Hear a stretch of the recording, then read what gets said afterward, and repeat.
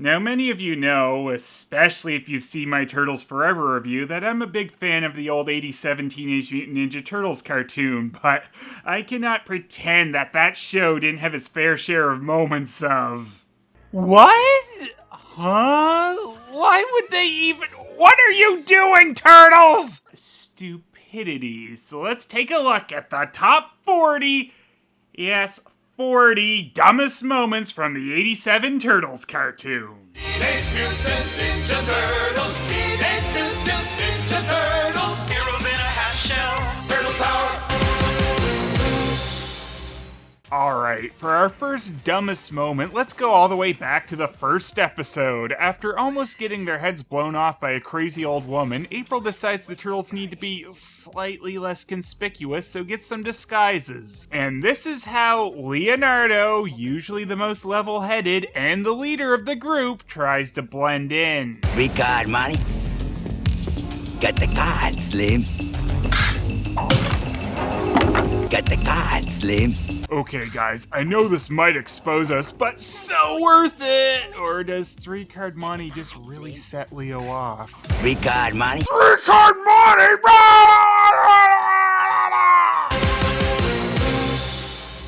From the first season all the way to the last, which is what makes this moment make the list. Greg's Batmen have limited brain power. Hypnotizing them should be easy. You cannot resist my brain power. Your mind is mine to control. You will do exactly as I say. You had completely take over someone's mind hypnotism powers? This whole time? Never thought that'd be useful before now, huh? Yes, this is the first and last time Krang does this. In the 10th season. Wow. Leonardo's sudden obsession for an episode was the Four Musketeers, so naturally after getting hit in the back of the head by Rocksteady, he awakens to proclaim April the Queen. If she's a queen, then who are we? You are my friends.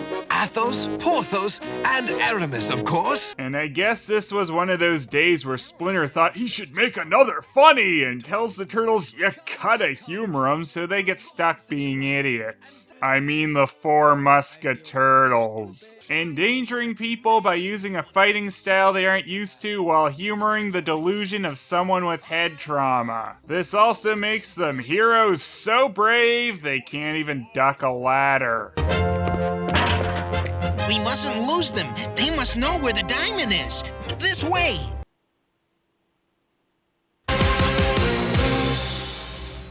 It's an animal warehouse. Do I need to explain the dumb there? Sure, sometimes there are larger kennels or pounds to hold larger groups of animals, but guess what? They don't keep in a warehouse! What would Drake be doing in an animal warehouse?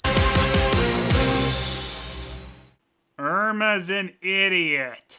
The Krang and Shredder scheme this week was to turn Shredder giant so he could King Kong through the city, but instead the ray hits Irma. Which means all she really has to do is wait around for the Turtles to find a way to fix it, so instead she trips around the city crashing into things, killing several people in the process. Sorry? Irma's an idiot. So after causing enough death and destruction to get the army after her, and even crying about the fact she'll never be normal again when given the cure by Donatello, here's what she does.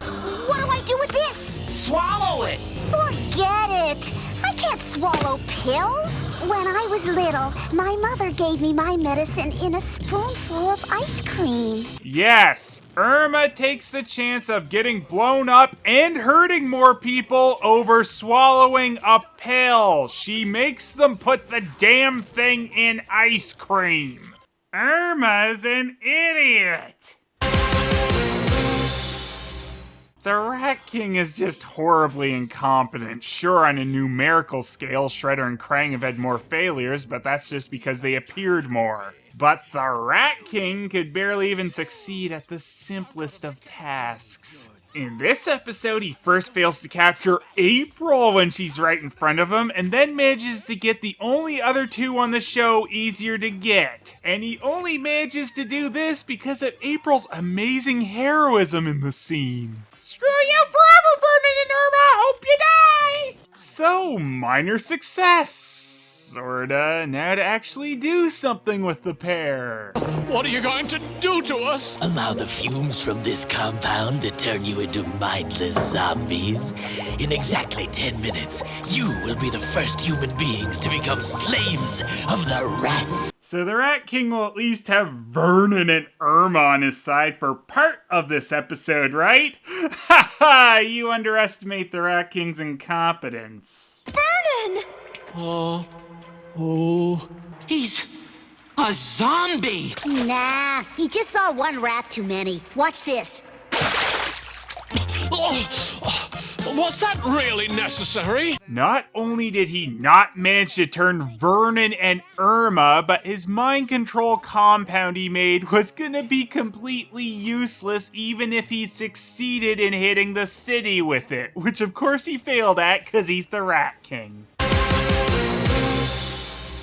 Okay, in the 87 Turtles cartoon, the level of wacky cartoon antics versus realism would kind of vary from episode to episode, but they usually didn't go flat out Looney Tunes. Usually.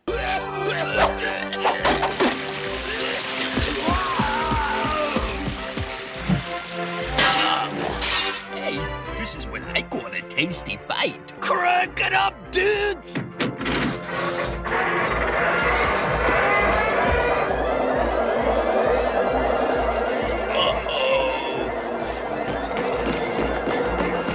I think what I love the most about this happening is this was just a regular speed setting on the merry-go-round. I guess this ride never had a safety inspection, or the inspector just fucking hated kids.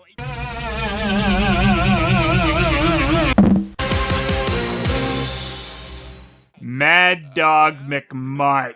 Just Mad Dog Mcmutt. Get it? He's a dog gangster, so his face resembles a bulldog, and he's gonna take his stupid gimmick to the max. He wears a dog collar, eats dog treats, and probably takes shits in the park. We think we found an important clue. A dog crunchie? There's only one criminal who eats these things, and that's Mad Dog Mcmutt. Yeah, I'm not surprised he left behind an obvious clue when it wasn't even necessary to figure out it was him at all. He robbed this bank completely undisguised in front of the most incompetent people in the world, as his only weapon to aid him in this robbery was 2 bulldogs.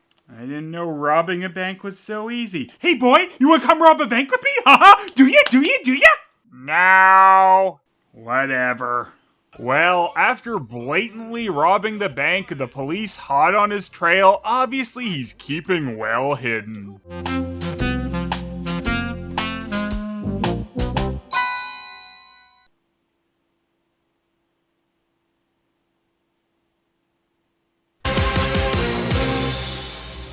Surprise! Another annoying character. Fuse together Pee Wee Herman, Mr. Mix-a-Pixlix, and you get this annoying shitter. Who are you? Og's the name. Mr. Og to you. Nice mask. I can see why you wear it. Take one more step, and you'll be sorry. He's turned the Technodrome into a pumpkin. 1,000-year-old who you porcelain. He spends the entire episode doing dumb shit with his powers and being obnoxious. That's about it. I hate you, Mr. Og. The big debut of Rayful A went off without a bang. This was definitely one of the funnier dumb moments from the show. Just Ray's whole attitude. Oh my. I think I'll name you Ray, after my second cousin on my mother's side. You jiving me or what? That's the dumbest name I've ever heard. I'd like you to plant subterranean explosives at strategic points in the sewers. You're a real fruitcake, Pop. You know that? Together we can make it possible for decent fish to walk the streets of this city. Sure, why not? I got nothing better to do. I just love how he gives not a single shit about what he's doing this whole episode. Isn't she beautiful? Yeah, swell. Even when he loses, it's like, oh, I lost. Who gives a fuck? I sure don't. Oh well, I'm in the water now. I'll swim in a random direction. Oh well, it's home. What do you suppose happened to old Ray? I have a feeling we haven't heard the last of him, Michelangelo. If you think that, you don't know Ray at all, Leonardo. Yeah, they've definitely heard the last of me. I'll never be back. Apparently a giant Irma wasn't enough, so another day, another Turn You Giant Ray, made by someone else, but I think he was just ripping off Krang's Giant Ray, as this one works the exact same. We'll turn some giant immediately, and others it takes a while to realize they've been hit with the silliness of a Giant Ray. Anyway, this episode ends with a giant Fatatello fighting King Kong. Yeah. Oh, oh, oh, Fatatello.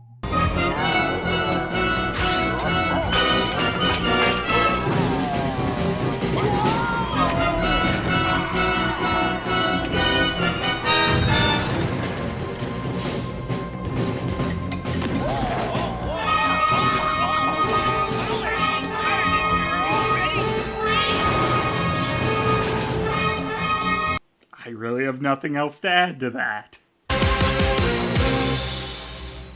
Shredder finds Excalibur, and it's magical. Bow down to me, King Shredder the First. You gotta be kidding. Kidding.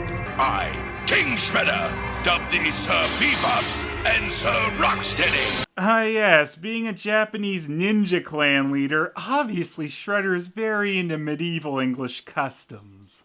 The Turtles are right behind us, boss. Excalibur has the power to stop them. I will bring those stone lions to life. By the power of Grayskull.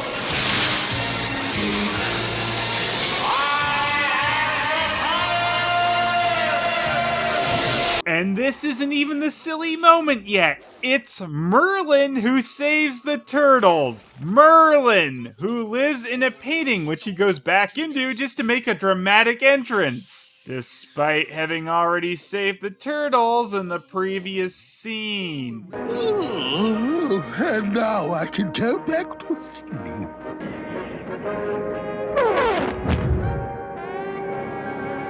The wah-wah music, used only for the most graceful of exits. Bye, Merlin! Retcons are usually just so great, but it's even better when they're completely pointless. Michelangelo starts having nightmares because of repressed memories of a gecko being in the mutagen with them. This, of course, turns out to be Mondo Gecko. Mondo Gecko, having been in the original mutagen, just feels extremely tacked on and only serves as a bit of a setup for an extremely silly side switch. And then this guy picked me up and took me to his hideout. Mr. X became my mentor and taught me everything about breaking the law. See, all this time you thought you were bad, but Mr. X made you that way. It wasn't your fault. It wasn't? No way! We came from the same sewer. We're born to be best buds, not enemies.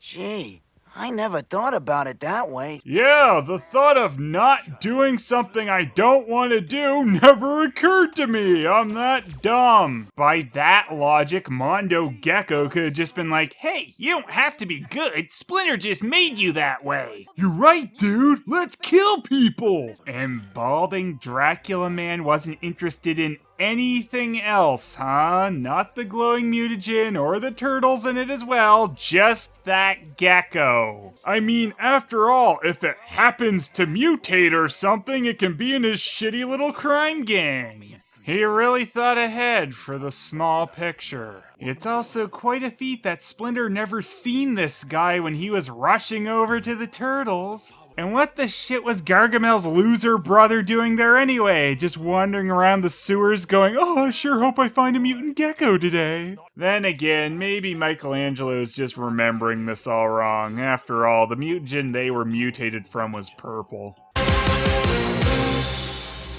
The Turtles' unstable mutations. Within the 9th season of the show, the Turtles' mutations have become unstable. If this had happened somewhere in the first few seasons, maybe, but 9 years later? Oh man, this is whack.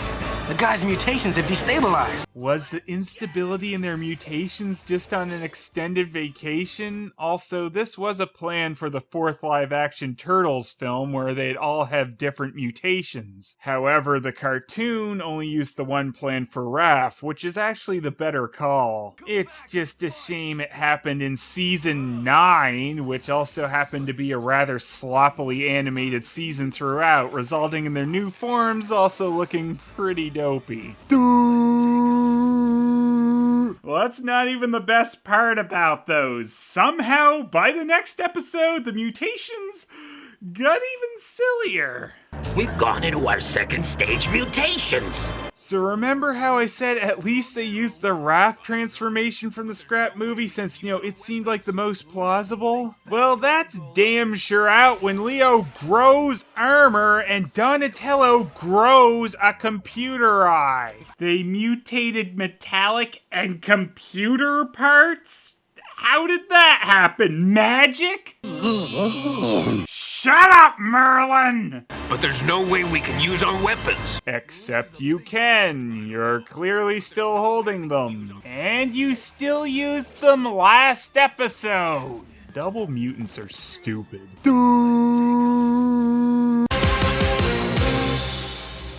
By the 6th season, it really seemed like they're running out of different ways to have the Turtles stop the Technodrome, so obviously this means we get the best plan they ever launched against Krang and Shredder. Do nothing. Just as the Technodrome has surfaced again and is heading towards the city, the Turtles decide nothing is the best course of action. Or inaction, whatever. How can we stop them? We'll use woo-wee. Woo-wee was the Splinter lesson of the episode, but is about turning someone's attack against them, not just doing nothing and hoping things turn out. And the only reason they get stopped here is Bebop and Rocksteady being idiots. Not exactly something new or anything that wouldn't have happened without the Turtles deciding to be lazy. So instead of Leonardo saying, we have to do something all the time, it should have been, we have to do nothing! Yeah! Excitement in a half shell, lazy power. So Bebop and Rocksteady were always pretty dumb, but as the series went on, it got to the point where you had to wonder why the hell Shredder and Krang even kept them around. And then they actually did try to get rid of them, but here's one of their crowning achievements of stupidity. I consider that a vicious smear on our character. Trying to eat a computer chip. You're not a cyborg, Bebop. And you gotta get some of the blame here too, Krang, cause he sees them dump these crackers right by his computer chip and just walks away. I'm sure Bebop and Rocksteady will just clean up their crackers by my computer chip. Good one, Krang. And of course he also fails to notice that they replace his chip with a Tiger Electronics game chip. And that not only makes Krang's body talk, but it makes it go on a rampage. Enemy sighted. 3,000 bonus points. Zone cleared. Advance to next level. These things are way more powerful than I thought.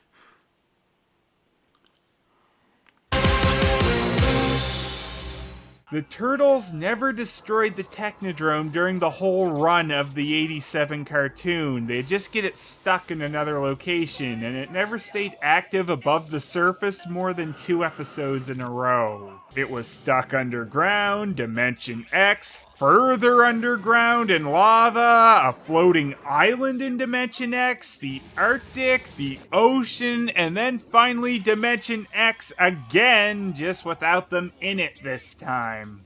The only place left for them to get stuck was the toilet. Saki! Those blasted toilets! The turtle van seriously becomes the Gadget mobile. When the turtle van is about to have a head-on collision, Donatello pulls out the Deus Ex Vanshina. Not if my hydraulic lifts have anything to say about it. Go, go, Gadget van legs! Hey, it actually worked.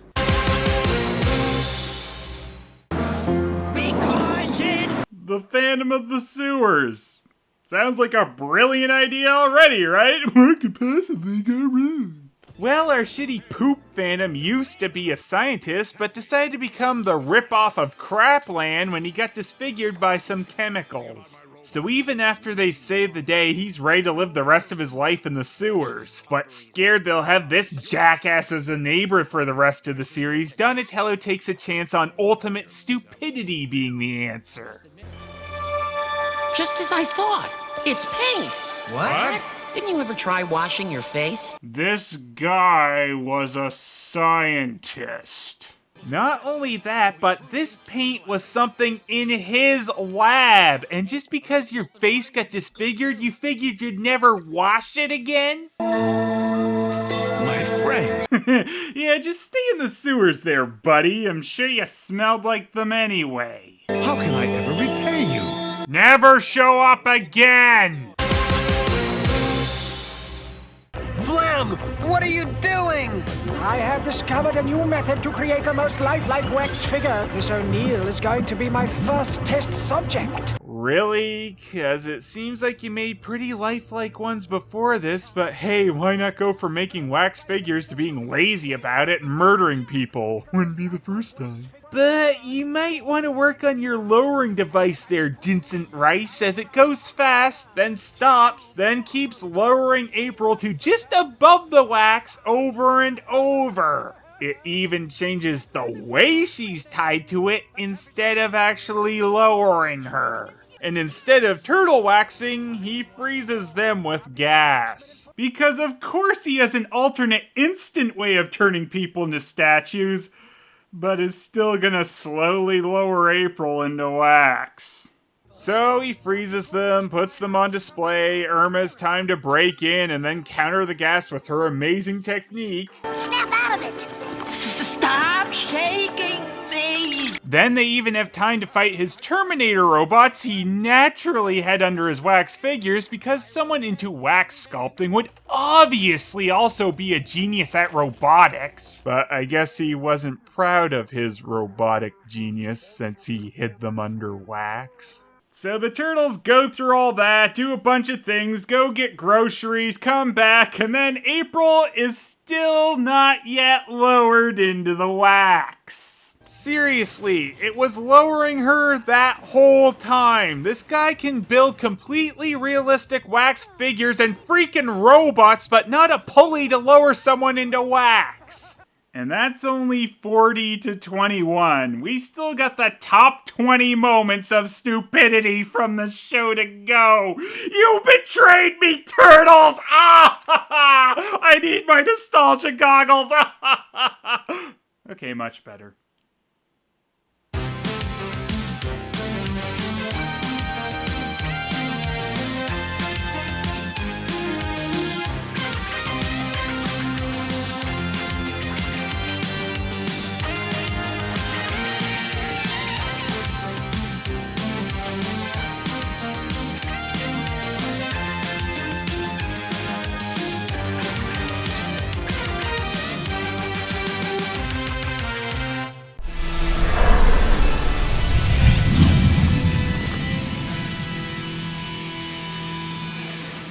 Now, this was my biggest story. Bulldozers stolen from tractors are us? Fascinating.